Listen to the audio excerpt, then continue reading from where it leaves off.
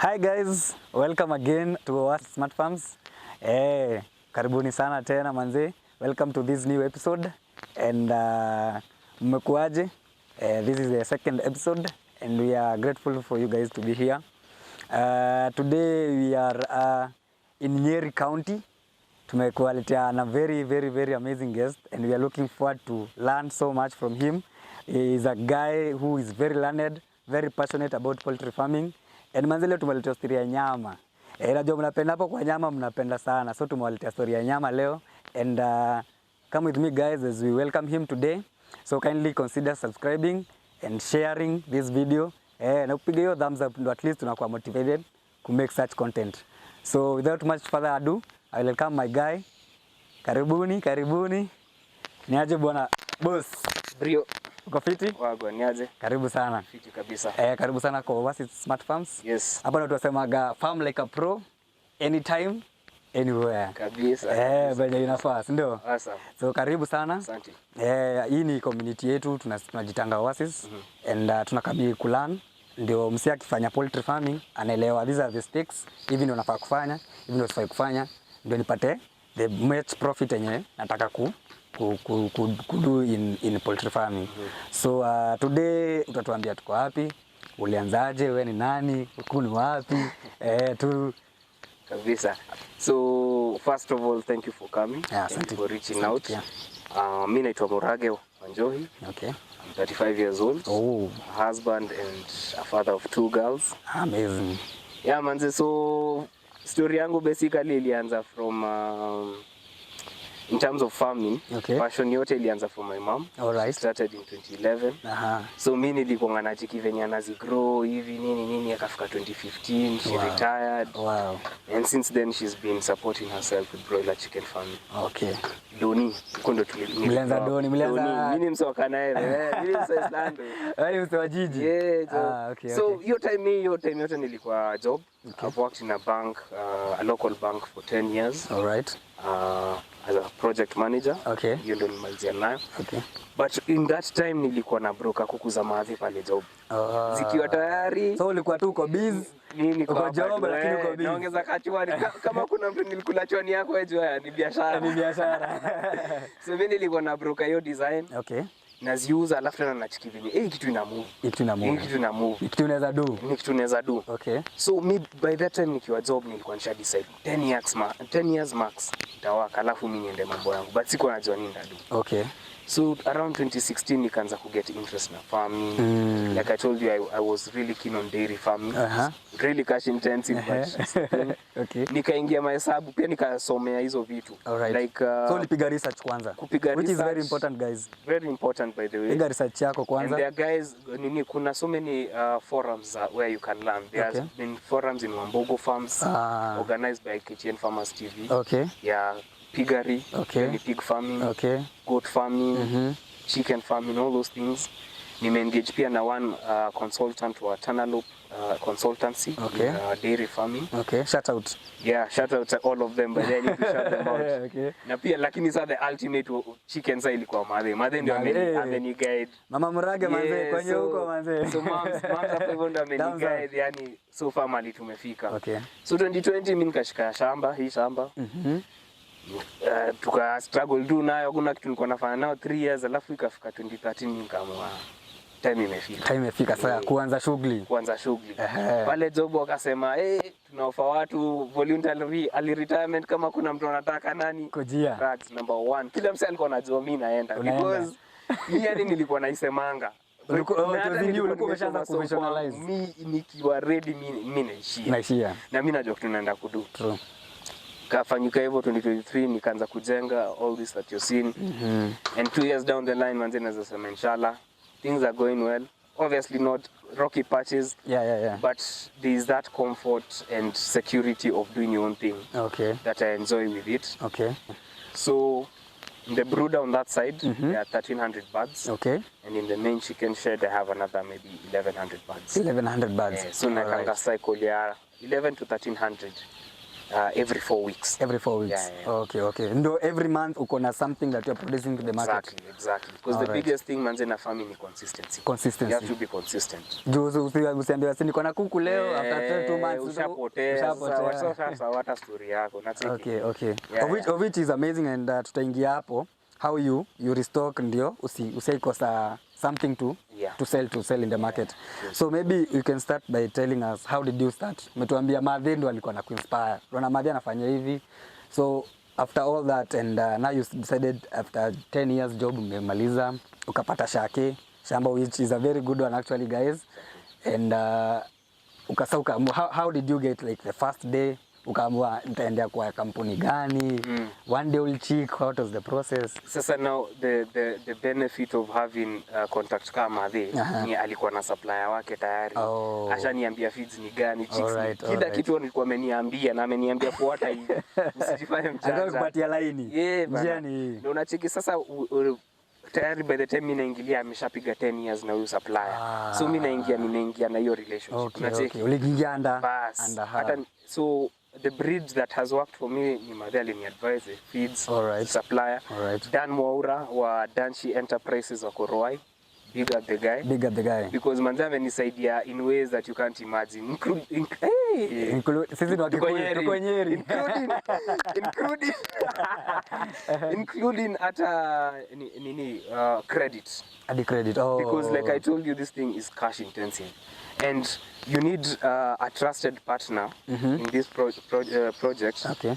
Credit line nini, at least mse anajua akikupea chicks na feeds in 2 weeks 3 weeks ukiuza utapatia do. That's it's a benefit to him because pia ana push supplies. Alright. So the good thing, it has worked so far so good. We've had a relationship with him nimekuwa nikidai for the last 2 years. Wow. But let me say that your relationship basically just came from Madhe. Yeah. So Madhe tena shout out. So guys, I think tutaanza kwa Brooder. And ndio tuone like atuelezee from the first day it's nakuja zikiwa hivi. And then I think from there tuta learn from that. Amaje. So come with me guys. Twende kwa Brooder.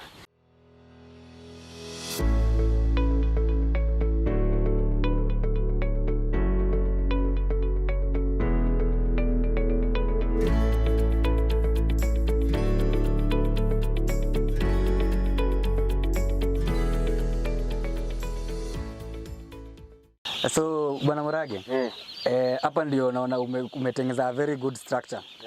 Tuelezee what is this structure? So this is called a brooder. The brooder is where now the chicks start from day 1 up to at least 14 days. All right. The environment, the conditions of a brooder should be a bit different in terms of warmth. Okay. It's like an incubator basically. So hizi hazina mama zao. Hazina mama zao. Lazima uziweke joto. Okay. Artificially. All right. So that's why nime-opt kufanya na wood because it conducts heat better. All right. And then sasa hizi sasa zinaitwa offcuts. They are cheaper to do. Okay. Nime-raise pia the house, as you can see. I think guys mnaona huku chini haizi ingisha maji, hakuna maji haizi guza. Nime-raise the house na yote pia ni mbao nimetandika. All right. Alafu ndani ya sisi sasa tunaweka gunia chini, then we put the litter.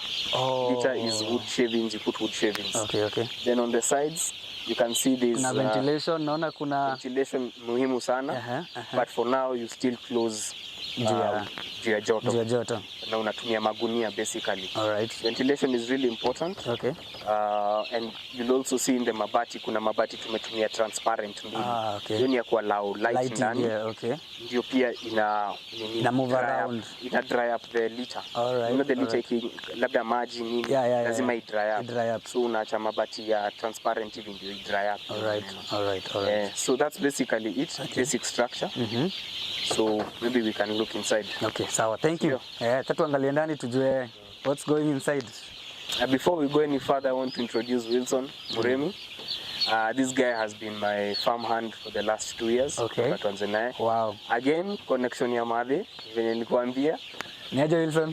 Karibu sana kwa Oasis. Very experienced guy, ni msee amekuwa akifanya kuku for over 15 years. Wow.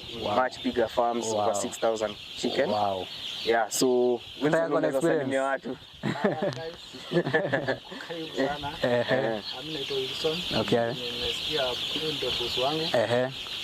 Nimetoka tumefanya for 2 years. Tunaendelea vizuri. Kazi iko aje? Kazi iko fiti.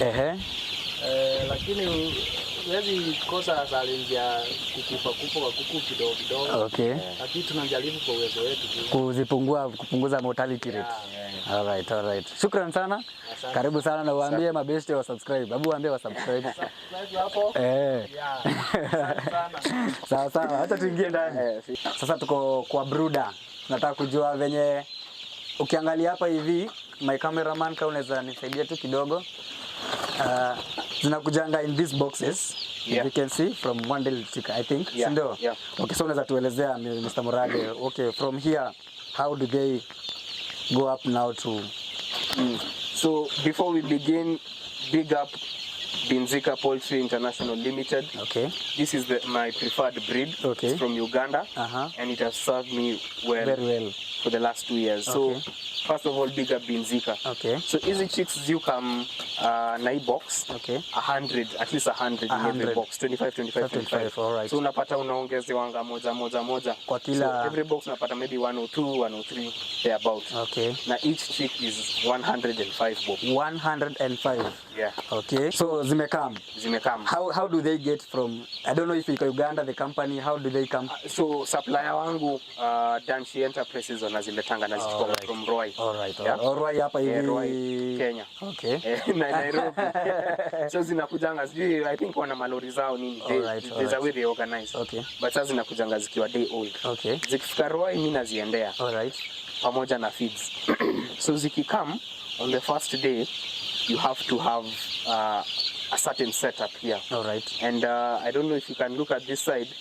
There are specific features of a typical brooder that you need to follow. All right. You can see on the edges to make curves. All right. Yeah. Like a circular something. Plywood is more circular. Okay. Kwa sababu kwa kona ndio zinafinyananga.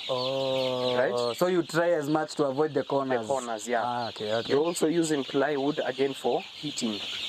Zikuwe warm. Right? Alafu flooring pia unaona iko na liter. This is maranda. Sawdust. Yeah, sawdust. And you can also use rice husks as well. Rice husks is also an option. Okay. Unaiweka chini and you make sure it's always clean. All right. Then there's the feeders, the drinkers. Okay. You need to, depending on the number of chicks you have, you need to have enough feeders and drinkers. Kuna certain ratios. All right. Yeah. Okay.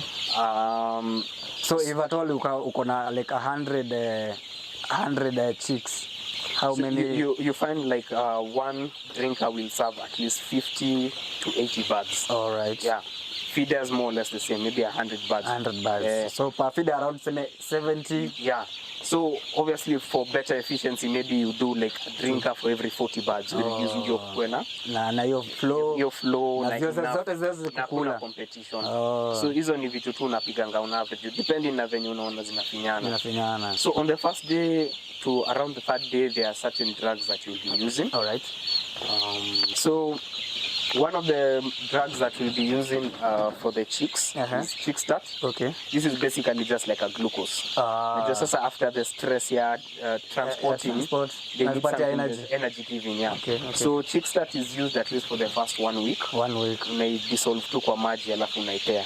Obviously the instructions of how to use it of the milligrams in the paper. All right. But this is one of the drugs I really recommend. Yeah, I recommend it. Okay. Then we have another one hapa hivi pia inaitwa liver gen. Liver gen, guys. Liver gen, it's also not just to cleansing of the liver, cleaning of the system. All right. And again, you just use it maybe for the first 5 days to 1 week. Okay. So again, it's also another recommended. Unaziweka kwa maji, dissolve it in water. In fact, utaona ni color dark hivi kidogo. Okay. Yeah. I think guys ni dark inakaa kama rangi ya molasses inaweka vitu ya kidogo, lakini it's good for for all poultry chicks. Okay. Broilers, layers. I think all take this. All right. Lakini it's basically for liver protection. So again, system tu ifunguke again another 5 days to 1 week is unazipea maximum. All right. Yep. There is liquid paraffin.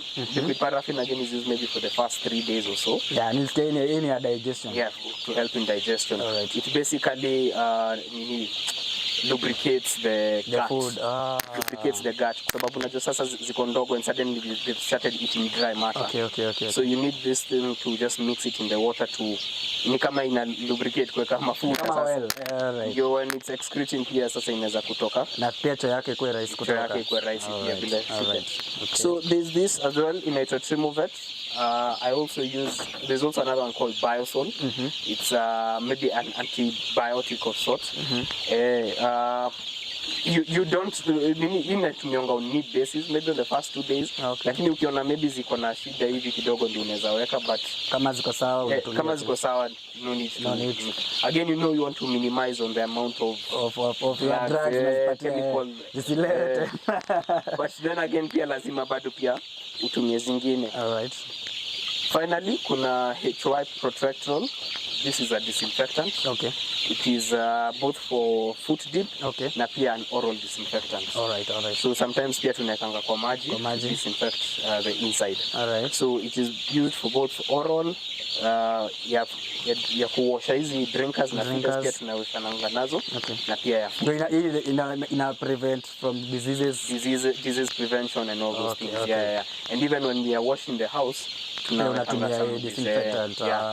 Nice. So the birds usually come as they old at the hatcheries inakonga zime vaccinate you against gumboro vaccine. Okay. Then after 14 days you're required now to administer Newcastle vaccine. Newcastle disease vaccine. Okay. 14 days. So hiyo inauzwanga na dosages depending on the number of birds. For every 1,000 birds kuna ka dosage yake 100 birds hivyo. So hata hapo unakamix kwa maji unazipea. So pia vaccination ya Newcastle after 2 weeks unapea after 2 weeks. Unaipatia kwa maji still. Unaipatia through maji. Now the question will be, let me ask maybe farmer anataka kuanza ama maybe a farmer who is inspiring to start out there. Do the drugs unazeka zote at the same time?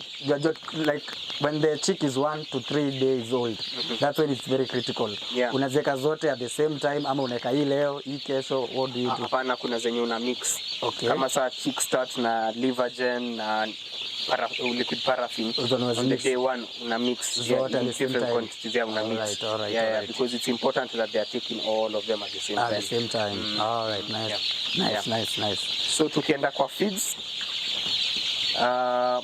the feeding formula that we use, people have different feeding formulas. All right. So there is a 2-phase, there is a 3-phase feeding formula. Okay. 2-phase, which is the one I use, I start with starter mash. Okay. Naenda kwa starter crumb. Naenda kwa finisher pellet. Rudia tena. Unarudia kwa starter mash. Naenda kwa starter crumb. Naenda kwa finisher pellet. Okay. Na mimi natumianga Isinya feeds. That is my preferred feeds. Okay. So hata bigger Isinya. Bigger pet. Nana tukiwa shout out. Kuna wengine wanatumianga 3-phase where there is a grower that is introduced between the starter feeds and the finisher pellet. All right. But I don't find it economical. But that's just a personal opinion, a personal preference. So tunaanza kwa starter feed, starter mash, starter crumb, and then finisher pellets. All right. So the formula natumianga ni for every 100 birds natumianga 6 bags of feeds. Kwa every starter, for every 100 birds, unatumia 6 bags of feeds. Yeah? All right. So kwa hizo 6 bags utatumia 1 bag of starter mash, 1 bag of starter crumb na 4 bags of finisher pellet. Okay. Finisher pellet ndio inakuanga mob. Inakula mingi. Inakula mingi. Hapo sasa ndio time ya weight gain. After the first 3 weeks. Hiyo pakanga na itashiro. Haina mambo. So hiyo hesabu ndio unapiga hiyo formula. 6 bags per every 100 birds. Alafu tena within those 6 bags kuna 1 starter mash, 1 starter crumb and 4 finisher pellets. Exactly. All right. So, And when do you give them, like hiyo ni time ya frame from that is from mpaka mwisho? Yeah, mpaka mwisho. Okay, That is from day 0 to around day 35. Yeah. Okay. That is 5 weeks. So mpaka market day. Mpaka market day. All right. So the mash itakula maybe for the first say 3-4 days. All right. Alafu tena now you'll move to the crumb. Kama hawa sasa tayari washa move kwa crumb. Kwa crumb. Sasa wako kwa crumb. Kwa crumb. I don't know if tunaweza pata something small kuona venye inakaa. Yeah. Inakaa hivi guys, sijui kama mnaweza ona. Inakaa ni kama iko na crumbles kidogo. Kidogo, yeah. Mash now is much finer. And then pellet sasa ziko na pellet kabisa. Okay. Side. All right. Yeah, so hivyo ndio inakuanga. And then sasa crumb itakula maybe for another 1.5 weeks up to about when they are 3 weeks old. All right. Then sasa now you introduce the pellets. Again sasa pia una transition to feeds pole progressively. Gradually. I think that guys to what we insist last time. Usiweke tu hivyo tu unaweka kwa unaweka pole. Zinaweza kunyongwa. Najua kwanza kama unaenda pellets zinaweza anza kunyongwa. Bado zinaingia pole bado hazijazoea. So they need to like gradually grow into hivyo sasa. All right. So finisher pellets ndio inakuanga mob. But around 35 weeks you're expected at least zimeshika weight ya kama 2 kgs live weight and 1.5 kgs dress weight, which we'll discuss now in the main in the next part. Yeah. So I think guys, we've learned a lot. If you have any question, kindly drop it on the comment section. We'll be very happy to answer. And I think tumelearn. So zinatumia 3 feeds. Tumeona ni starter mash and then starter crumb and then finisher pellet. Yeah. For every 100 birds, you are using 6 feeds, 6 bags of feeds, right? So natumia the first bag is a starter mash, and then the second one is starter crumb, and then the third one, which are 4 bags, ni finisher pellets. So I think guys hapo tumelearn something. Yeah. So thank you very much Mr. Murage. Kabisa. Patana next.